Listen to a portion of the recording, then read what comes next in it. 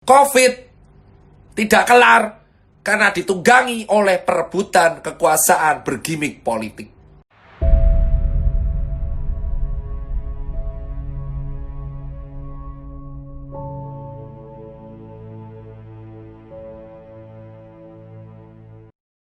Saya mau petahana berkuasa, mau petahana diganti, itu udah konsentrasi politik. Kita harus respect, tapi tolong dengan sangat kawan-kawan.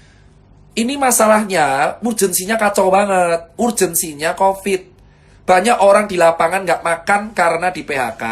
Saya harap kawan-kawan yang di atas, KPU, Pak Presiden, atau Pak Menteri, atau siapalah, saya nggak tahu. Tolong banget, pilkada diundur aja sampai Maret atau April.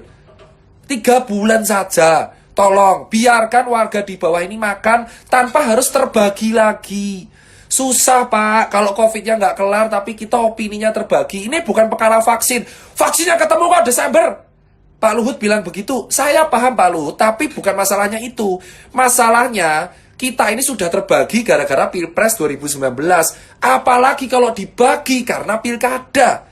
Warga kita akan semakin terpecah. Warga kita semakin akan divide it impera. Yang terjadi adalah orang nggak percaya lagi sama sebuah sistem. Halo Mbak Vera, ini yang saya bilang. Ini yang paling parah adalah banyak orang memanfaatkan hal ini.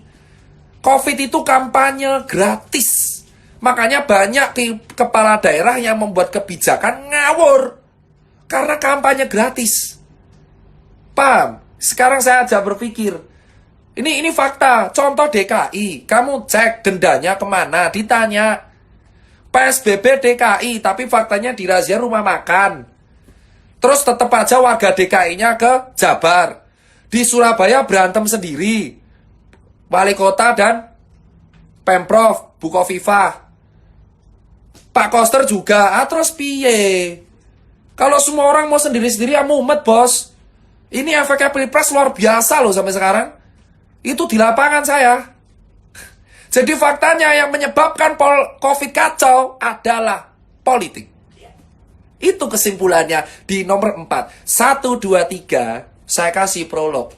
Nomor 4 di lapangan. Dari Maret, April, Mei, Juni, Juli, Agustus, September, mau Oktober. Saya di lapangan, donasi 45 ton, bantu 17 kota, ketemu berbagai kepala daerah. Bantu edukasi, ketemu nakes, ketemu ini, ngurus UMKM, rugi banyak. Saya bisa menyimpulkan bahwa yang menghambat penanganan COVID di Indonesia adalah politik dan perebutan kekuasaan. Saya bisa melihat itu dari lapangan. Ini freedom of speech. Itu alasan kenapa Jakarta ambyar. Karena terjadi perbedaan pendukung antara Pak Anies dan Pak Jokowi. Paham? Saya bisa melihat itu. Apakah kita lihat buzzer itu bekerja untuk dibayar dan saya tidak akan membahas hal itu. Mereka bekerja karena dibayar. Mereka butuh operasional dan mereka emang wajar berdebat di Twitter tuh wajar. Kaliannya yang baperan, buka mata men. Penanganan COVID di Indonesia tuh kacau karena politik. Karena perebutan kekuasaan, semua orang ingin cari panggung.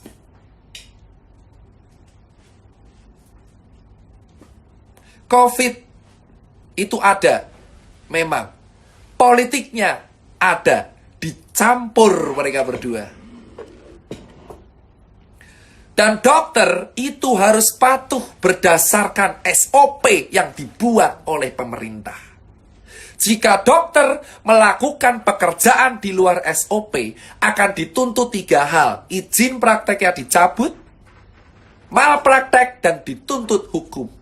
Kalian tahu bahwa dokter sekarang serba salah. Sekarang saya bisa mengatakan, COVID itu dicampur oleh politik di Indonesia. 1 sampai 3. Apakah berbahaya saya mengeluarkan statement ini? Jelas. Tapi saya bisa melihat, Pak Jokowi sudah mengeluarkan instruksi. Kita lihat, yang ribut itu rata-rata emang daerah-daerah yang kantong suaranya tipis-tipis. DKI, Surabaya, Bali, Makassar, Kenapa Jogja damai? Karena ada Sri Sultan Hamengkubuwono. Kenapa Jogja damai? Karena ada Sri Sultan Hamengkubuwono. Sri Sultan bisa melok semua warganya untuk patuh dengan dia. Sri Sultan bisa melihat dan mendamaikan semua golongan di Yogyakarta. Akibatnya penanganan COVID di Jogja terkontrol, terkendali. COVID di Jogja tidak banyak-banyak banget. Ekonominya -6 tapi survive. Pariwisata di Jogja dibuka dari Juni. Ada UGM di sini sebagai akademisi. Tapi kenapa di Jakarta tidak? Karena politik. Perbedaan pendukung antara pro Pak Anies dan pro Pak Jokowi. Kenapa kalian untuk buta dan takut untuk mengatakan itu? Wahai saudara-saudara, kita tahu lapangan kayak apa. Ini adalah perang politik bergimik COVID. Ada yang berani bantah? Silakan. Saya punya bukti yang di Surabaya. Ada bukti chat, bukti data, perbedaan klaim, pertempuran pendapat, argumen. Ada semua dan saya ada rekamannya juga. Saya nggak akan nge-share itu di 9. That's fact.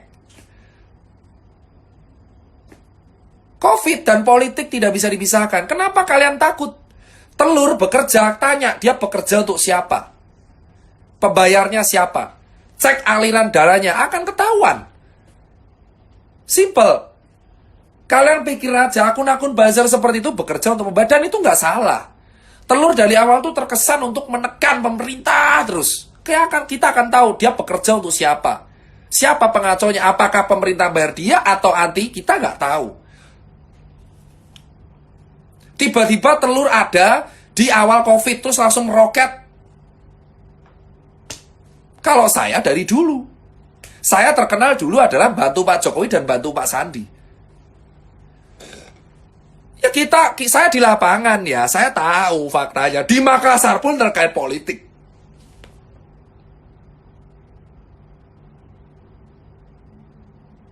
Saya ada buktinya, saya simpan. Paling ujung-ujung kenapa? Makanya saya bilang, kalau kalian nyalahin Pak Jokowi doang, itu salah besar. Salah besar kalau nyalahin Pak Jokowi. Kenapa saya bisa bilang? Lah yang masalah itu kepala daerahnya. Karena penanganan COVID itu dikembalikan ke kepala daerah. Kenapa? Karena emang daerah bekerja sama dengan pusat, bukan saya bela. Begitu. Berani kan? Ini soal buat politik. Kabinetnya Pak Jokowi aja sekarang yang ngurus COVID ada 4. Pak Luhut, Pak Erik, Pak Erlangga, Pak Menkes, Pak Terawan. Sampai 4 menterinya yang ikut ngurusi COVID. Pak Luhut kemarin statement soal vaksin, benar? Pak Uco? Ya, benar. Pak Luhut statement soal COVID kan? COVID. Soal vaksin. Pak Erik juga nyari vaksin. Iya. Pak Erlangga nggak setuju PSBB soal Pak Anies. Terus siapa lagi tuh? Pak Menkes tadi statement semua orang dianggap positif COVID jadi pakai masker. 4 menteri bro. Statement sendiri-sendiri.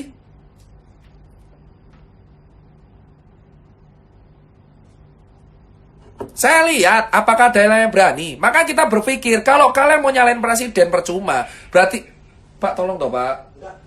Pak karena kan saya bilang berarti percuma. Karena mau ngapain lagi? Emang faktanya kalian nyalain dulu aja. Cek camat kalian, lurah kalian. Saya pelan-pelan banget ini ngomongnya. Ini politik.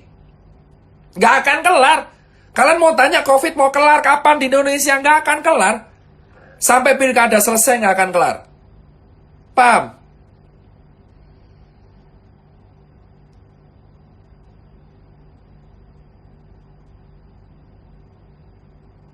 Kita bicara fakta aja. Coba, saya cuma minta, mohon banget. Semua kepala daerah di Indonesia, saya mohon. Saya hanyalah rakyat jelata yang menggunakan freedom of speech. Saya mohon, tolong kepala daerah, lupakan dulu golongan. Karena COVID ini menghancurkan struktur kita. Baik yang ekonomi jadi kelaparan dan kesehatan. Kepala daerah harus sinkron. Saya tahu kalian punya kepentingan. Maju di 2024.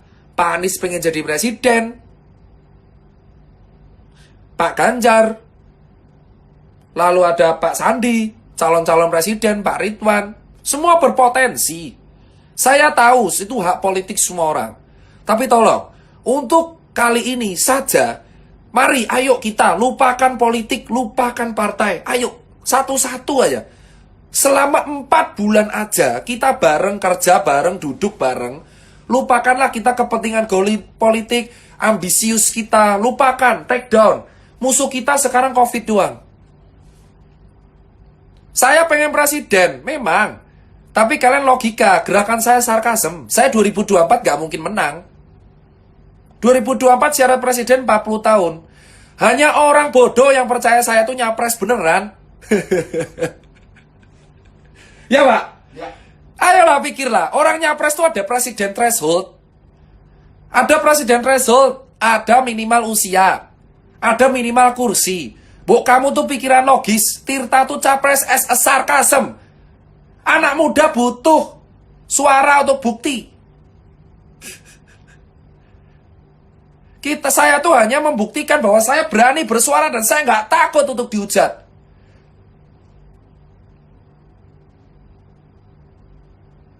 Wah, lo Mbak Vera, mungkin Mbak Vera bisa bersuara juga. Faktanya emang seperti itu. Saya tuh nggak mungkin menang jadi capres, tapi saya membuktikan banyak kepentingan untuk penanganan COVID.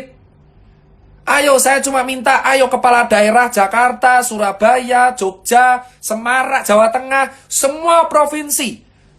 Mau pro Jokowi, mau anti Jokowi, ayo kita saat ini lupakan golongan. Jangan pakai influencer. Jangan pakai apa itu? Orang-orang yang nggak paham. Nakes Garda, relawan, ditambah masyarakat, triangle of democracy. Tetap dipakai dari oleh untuk rakyat. Rakyatnya diemong. 4 bulan, semua kepala daerah satu suara. Semua akan bersatu, Pak. Lupakan. Lah.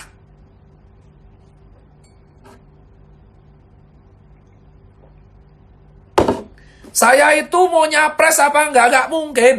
Saya udah mustahil untuk menang karena saya udah di take down pasti. Tapi itu fakta di lapangan, saudara-saudara. Saya bisa menyimpulkan sekali lagi di live keempat.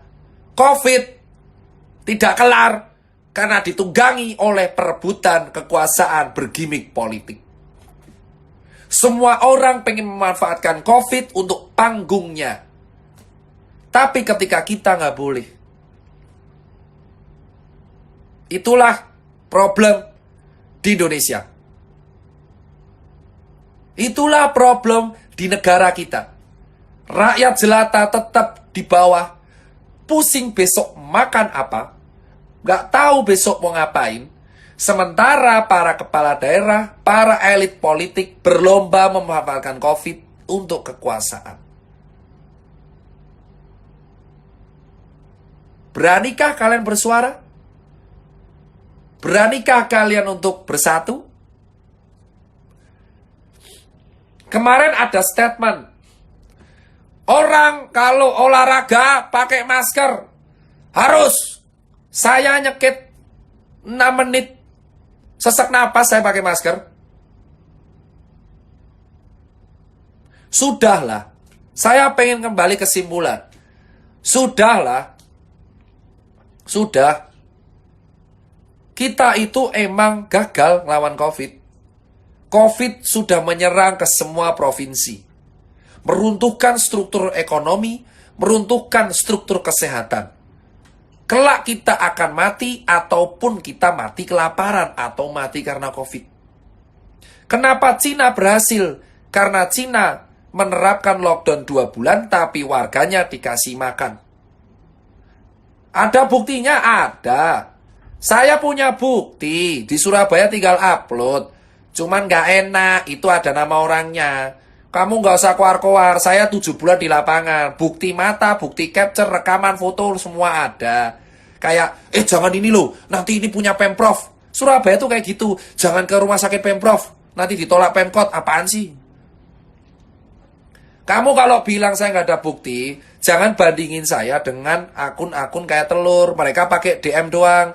Kalau memang saya rapat sama orangnya, saya ke lapangan, saya ketemu orangnya. Saya nggak pernah punya masalah sama Telur. Bagi saya dia adalah buzzer yang menggunakan hak politiknya. It's good. No problem. Itu freedom of speech. Nggak boleh baperan. Tapi saya punya buktinya. Ayolah. Kita itu kan kelak makan apa enggak bisa mati ya. Kita tuh udah gagal dari awal. Dari Februari kita tidak bisa melok orang yang masuk ke Indonesia. Loh, saya nggak takut. Saya mau kena UIT udah pasrah. Benar kan, Ucok? Siap. Saya udah bilang, kawan saya yang setia, saya dan Ucok. Saya pun kalau kena UIT udah pasrah. Yang penting, selama saya hidup, at least saya pernah bersuara dan saya tidak diam ketika saya melihat di lapangan. Benar, Cok? Siap. Santai.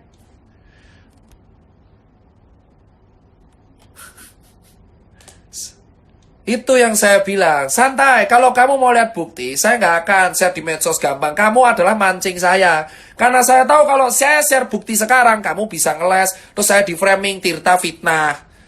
Itu mainan lawas. Saya pelan-pelan. Kamu kalau mau bukti saya, bunuh saya. Mau hilangin bukti, bunuh saya. Nggak apa-apa. Masih ada Ucok yang akan tameng. Ucok mati, saya mati. Ini santai.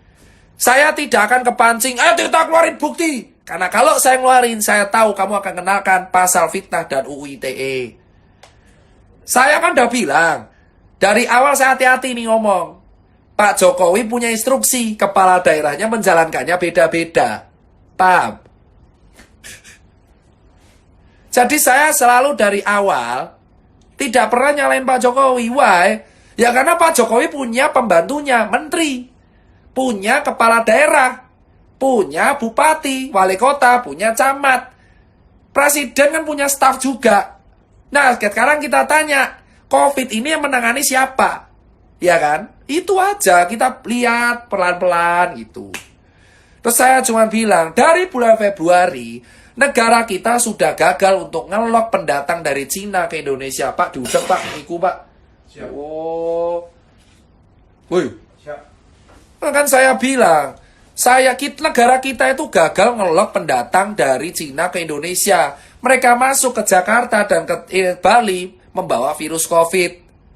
Nah, negara kita emang sudah gagal untuk ngelok mereka. Akhirnya terjadi migrasi. Virus itu dibawa oleh manusia ke berbagai kota di Indonesia. Kita gagal ngelok. Harusnya yang pertama kali ngomong itu adalah kesehatan. Saya nggak akan ngomong, saya nggak akan nyalain. Nanti saya takut kemarin dihack lagi. Dicabut nanti izinnya. Harusnya yang pertama kali jumpa pers mengatakan COVID masuk, itu adalah kesehatan. Ya nggak tahu ya, banyak kesehatan. Benar Pak? Benar. Saya kan cuma ngomong, titit kesehatan. Harusnya yang ngomong pertama kali di TV bahwa COVID masuk Indonesia adalah titit kesehatan. Benar? Benar. Nah, nggak akan ngomong. Kalau ngomong utuh nanti saya kena UU ITE, benar? Benar. Pinter saya. Itu. Siapanya kesehatan ya nggak tahu. Harusnya ngomong dia. Tapi yang ngomong jadinya Pak Presiden. Ini udah jadi pertanyaan. Kok Pak Presiden yang ngomong? Berarti ada yang aneh nih, ya kan? Nah, Pak Presiden ngomong berarti ini kan ada kegagalan di bawahnya dia. Berarti kabinetnya beliau ada beberapa yang memang gagal ngelok nih masuk ke dalam. Siapanya pariwisata? Ayo Bu. Sekarang saya iris pelan-pelan. Tipis-tipis tapi hati-hati. Nih Mbak Vera nih kepercayaan saya di Jepang. Bukan hanya WN Cina. Orang Indonesia yang turun ke Jepang juga banyak. Padahal di Jepang sudah masuk COVID. Nah, ini saya pin nih. Ini saya bilang ya, ini Pak Jokowi punya kabinet. Kabinet ini dikasih anggaran untuk bertanggung jawab untuk divisinya masing-masing. Benar? Benar. Yang bertanggung jawab atas COVID dan pandemi adalah titit kesehatan. Benar? Benar. Iya. Tapi yang ngomong pertama kali kasus adalah Pak Presiden. Aneh nggak? Harusnya kan titit kesehatan. Nah, kedua, kegagalan negara kita untuk ngelok masuk turis Cina dan turis dari Jepang ke Indonesia itu adalah kegagalan dari struktur pariwisata. Kenapa? Karena pariwisata dianggap penyumbang devisa terbesar nomor 2 di Indonesia. Betul? Betul. Iya, weh bro. Kita ini bongkar tipis-tipis, ya kan? Oh. Jadi kita udah tahu nih divisi yang gagal. Karena sudah gagal COVID masuk ke Indonesia, kita malah pengen influencer pariwisata. Siapa yang statement? Hayo, Titik-titik pariwisata dan titik-titik perdagangan. Iya. Dah. Paham semua? Siap. Titik-titik pariwisata dan titik-titik perdagangan menggunakan influencer untuk mendatangkan malah turis. Semakin banyaklah turis datang dari Jepang, dari Cina lah, COVID ngumpul. Paham? Nah, pada waktu itu peneliti FKUI dan FKUGM sudah ngomong hati-hati. Guru besar FKUI sudah mengatakan benar Ya. bahwa COVID sudah ada di Indonesia dari Januari, yang ngomong media. Ya. Nah, Pak Presiden mumet. Presiden Jokowi pusing, buset iki piye to negaraku. Pak Presiden akhirnya menunjuk Pak Doni Monardo sebagai kepala Satgas karena bencana non alam. Makanya ada Pak Doni Monardo karena BNPB. Gitu ceritanya. Nah, Pak Jokowi dan Pak Doni, ketua Satgas, akhirnya buat musyawarah. Oke, kita harus rapat. Kepala daerah harus peduli dengan provinsinya. Pak Jokowi minta ke Mendagri dan Pak Doni Monardo untuk menyuruh kepala daerah bertanggung jawab terhadap warganya sendiri. Benar? Benar. Itu namanya otonomi daerah. Iya. Nah, sekarang saya ajarin kalian. Kau kira saya bodoh? Itu namanya otonomi daerah. Otonomi daerah itu adalah gimana kepala daerah bisa membuat kebijakan di daerahnya dan harus tinggal lapor ke pusat. Nah, itulah terjadi perbedaan politik soal karantina di Jakarta. Karena rebutan panggung. Agung.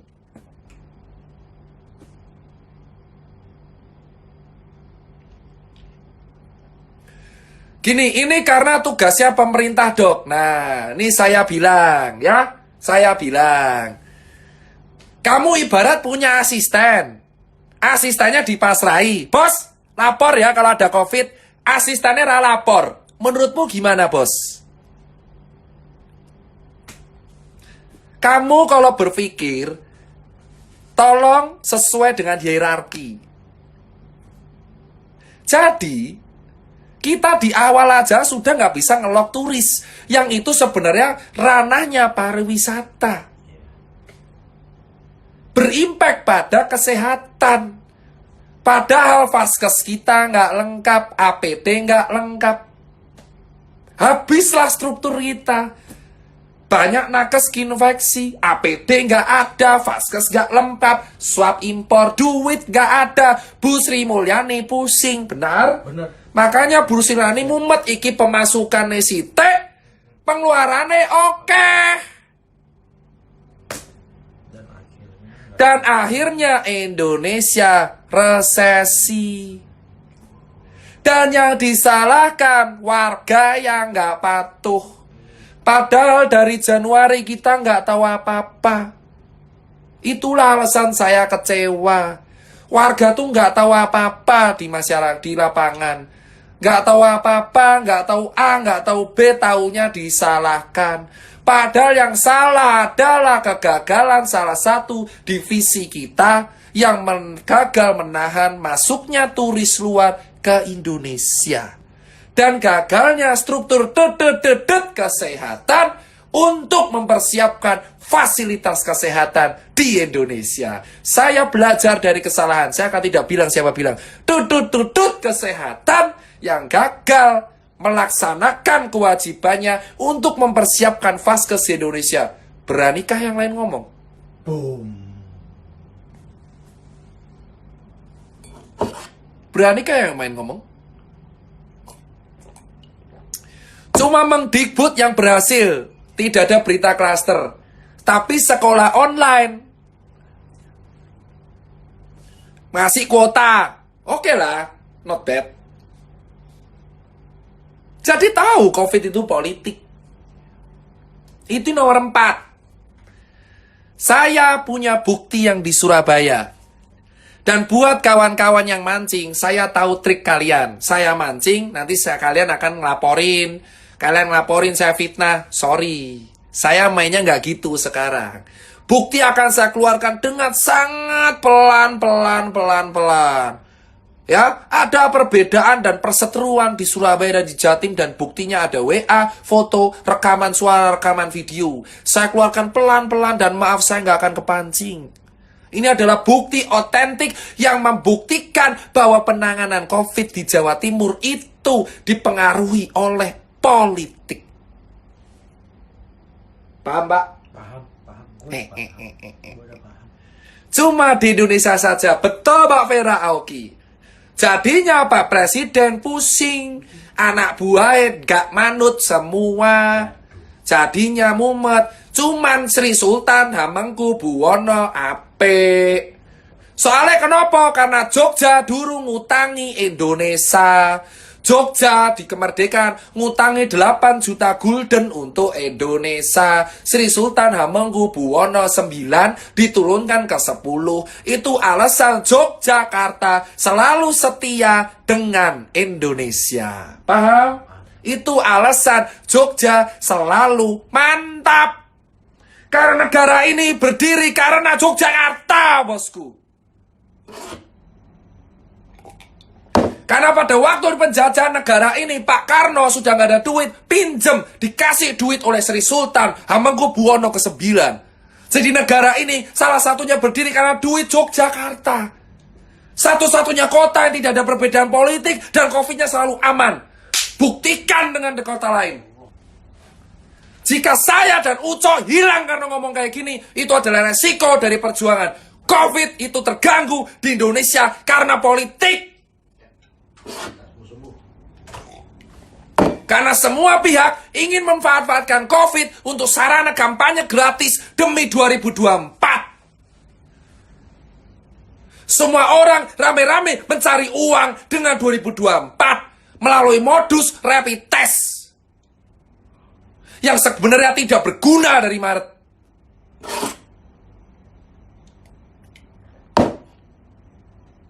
Saya nggak tahu daerah lain karena saya belum ke situ. Sementara kalian berani ngomong yang di lapangan, berdiam diri dalam ketakutan karena takut izin praktek dicabut. Saya tidak pernah menyalahkan karena mereka masih cari makan. Ada buzzer berteriak, saya juga akan menyalahkan karena mereka juga bekerja dengan narasi dan bayarannya. Saya cuman gak sian lihat orang, lihat keluarga, lihat teman-teman.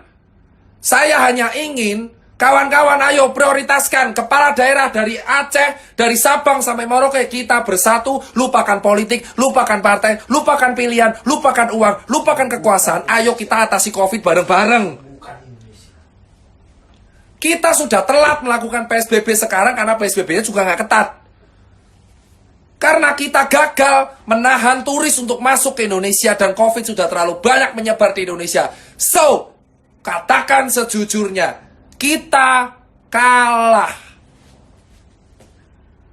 Menyalahkan rakyat bukanlah solusi. Membuat larangan razia masker di bulan Oktober bukan solusi. Kita sudah di-ban 99 negara, bosku. Kami hanya butuh persatuan dan saya menggunakan narasi capres, saya mustahil menang. 2024 itu yang bisa gabung hanya umur 40 tahun dan presiden result. Kita butuh bareng-bareng. Jangan lupakan pilihan pilpres. Faktanya sekarang yang menang Pak Presiden. Hormati statusnya, terserah. Saya pun dulu golput. Itulah politik. Tidak ada kawan, tidak ada lawan. Terus ngopo kowe iki adu domba kabeh. Corona itu udah jahanam bro, ngancuri struktur ekonomi dan kesehatan, dicampur politik. Dan saya tadi udah sebut, titik-titik kesehatan, yang buat statement Pak Jokowi, apa nggak aneh? Harusnya kan buatnya statement titik-titik kesehatan. Titik-titik kesehatan.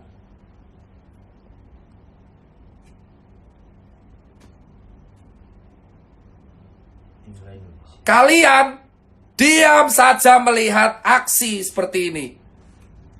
Saya sudah ikhlas, lillahi ta'ala. Menyalahkan rakyat bukan solusi. Kita sudah kalah, udah biarin aja. Saran saya, solusi dari Mas Tirta. 1. Swab gratis. 2. Tunda pilkada, bukan karena politik, tapi uangnya bisa digunakan untuk membantu rakyat yang gak ada duit, terutama Bali dan Jakarta. 3. Meminta semua kepala daerah untuk bersatu. Membantu negara ini. Bela negara sesungguhnya. 4. Lupakan rapid test. Itu buat screening, bukan administrasi. 5 adalah permintaan saya. Tolong, kita nggak usah PSBB-PSBB-an. Ngomong aja langsung, karena nggak akan ketat. Bilang aja, COVID udah menyebar banyak, herd immunity saja. Berdoa yang terbaik, supaya kita nggak meninggal. Karena kita sudah kalah, mau PSBB total, renek duit. Jujur, belak-belakan aja. Bu Sri Mulyani, saya bertanya, negara punya uang nggak untuk PSBB total? Saya yakin Bu Sri Mulyani pasti jawab renek. Karena negara nggak ada duit, sudahlah, PSBB total pun nggak ada duit. Buat nalangi warga, kan undang-undang karantina kesehatan. Ya udah, daripada PSBB setengah-setengah, wes, los wae. Saya siap. Saya yakin suatu saat saya juga akan kena COVID, bisa aja saya mati, Ucok mati, orang tua mati, saya sudah ikhlas karena kita sudah kalah.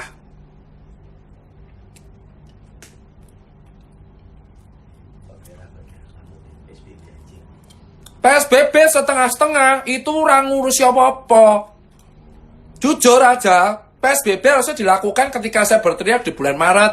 Sekarang wis ra iso apa-apa, Pak. Demi Allah ra iso. Sing ana ekonomi tambah hancur. Jadi saranku, wis los wae. Los kemawon, tapi swab gratis untuk Jakarta, Surabaya, Bali, dan Makassar.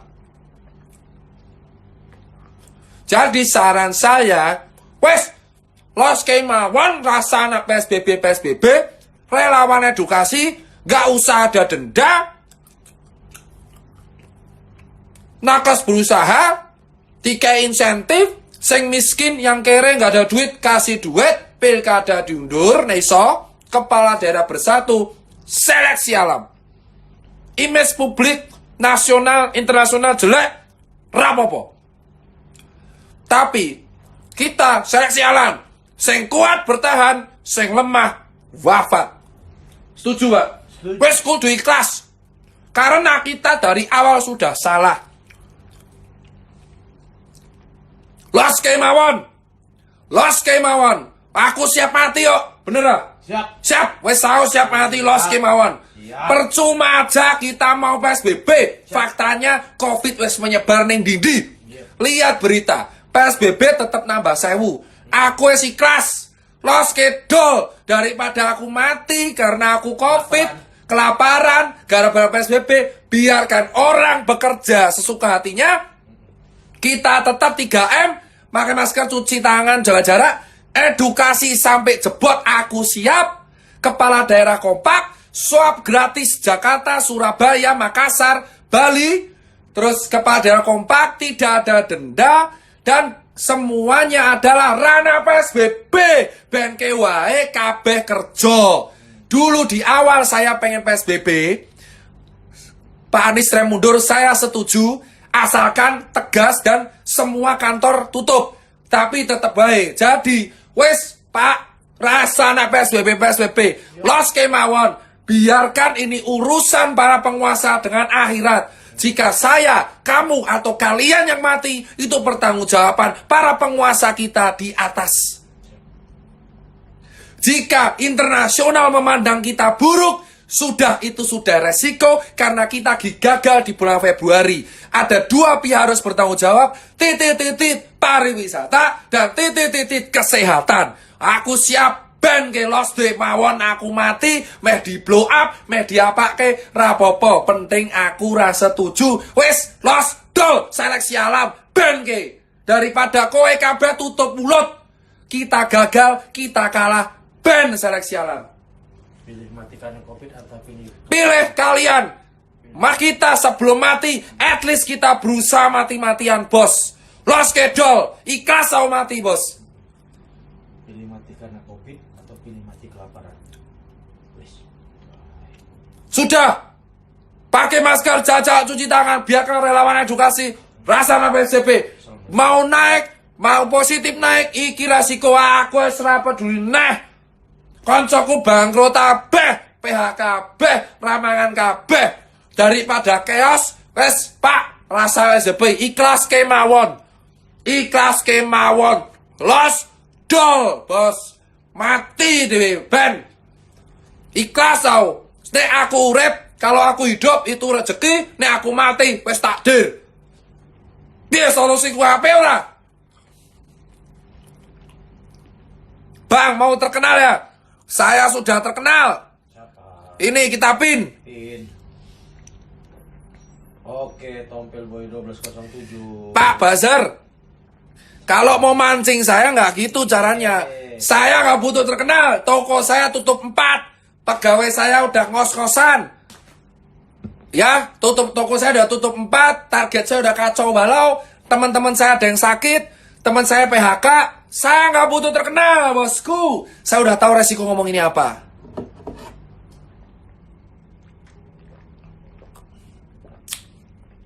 Siapa yang setuju dengan saya? Los dol, bosku. Los kemawon. Itu adalah hashtag saya. Los kemawon. Saya yang minum dulu.